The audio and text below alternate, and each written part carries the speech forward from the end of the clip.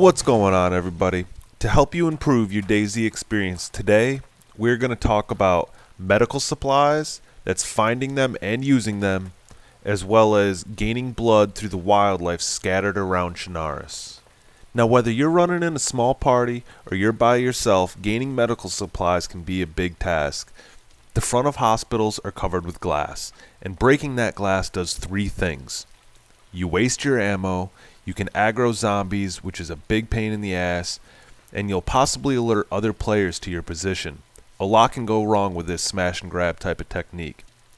But if you go to the side of the hospital, there's a ladder, which will allow you to climb to the roof. When you climb to the roof, there's a medical loot spawn there, where you can find blood bags, morphine, EpiPens, bandages, and even sometimes, if you're lucky, you can find antibiotics. Okay, so now that you're there, what is it you want to take? If you're a lone wolf, don't worry about the blood bags and don't worry about the EpiPens. Now, if you're running with some friends, I would suggest no more than one EpiPen per player.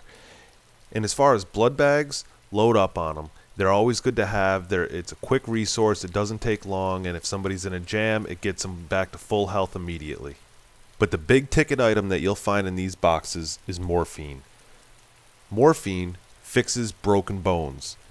Gunshots, being hit by zombies, bear traps, falling off a ladder, or even if you get stuck in a closing door, these are all things that can break your legs. And trust me, you do not want to be north fully geared with a broken leg and no morphine. So make sure you can take all the morphine you can fit. You can always adjust later after you've left the hospital. Now, one of the things I see a lot is if somebody needs a bandage because they're bleeding, or if they need morphine because their legs are broken, you'll see people drop the bandage on the ground. You'll see people, trying to put it in their backpack, things like that. It's completely unnecessary. All these medical supplies, everything from painkillers to bandages to blood bags, all you have to do is look at the other player, make sure you're standing close enough, use your scroll wheel, and it'll actually pop up and give you the options that you can do for them. So if they're bleeding, it'll say bandage. If they're low on blood, it'll say give blood transfusion, as long as these items are in your active inventory, not in your backpack. So if you want to give them blood, make sure it's in your active inventory. So when you use that scroll wheel, you just click on it and it'll use whatever item you want on that person. So you don't have to sit there, drop it on the ground, try to put it in their backpack. I've seen items lost. It's a hassle. It wastes time. Just use the scroll wheel and you'll be able to administer the medicine to them. So the last thing we're going to learn today is gaining blood through wildlife. Now there's two ways to do this. For the first and the more traditional way, you're going to need a hatchet, a box of matches, and a hunting knife. After you've found your animal and after you've killed it, you can use your hunting knife by using the scroll wheel. You don't have to click on it in your inventory, but you can gut the animal. And depending on the animal, it'll supply you a different amount of raw meat. For rabbits and chickens, you get 1 raw meat apiece. For goats, you get 3. Boars, you get 4. Sheep, you get 5 raw meat steaks. And cows, you get 8 raw meat steaks. Why is this important?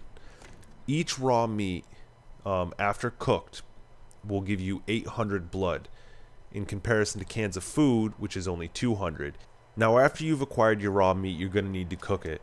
And like I said, the more traditional way is what you're going to do. You got to go into a forest area, you find a tree. When you get close enough, you open up your inventory, you right-click on your hatchet, it'll say gather wood. Click on that. You need 2 slots available, and a wood pile will appear. When you back away from the tree, you can right-click on your box of matches. It'll say create fireplace. You create the fireplace. You back up from that, you use your scroll wheel, and it'll give you the option to light the fire. After you've lit it, you can scroll wheel again, and it'll give you the option to cook raw meat. Once you've cooked your raw meat, make sure you put the fire out. It signals other players, it signals zombies if you happen to be close enough to a zombie spawn.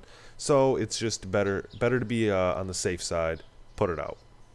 Now the less conventional way and a little more unknown way is you don't need a hatchet and you don't need a box of matches. All you need is your hunting knife.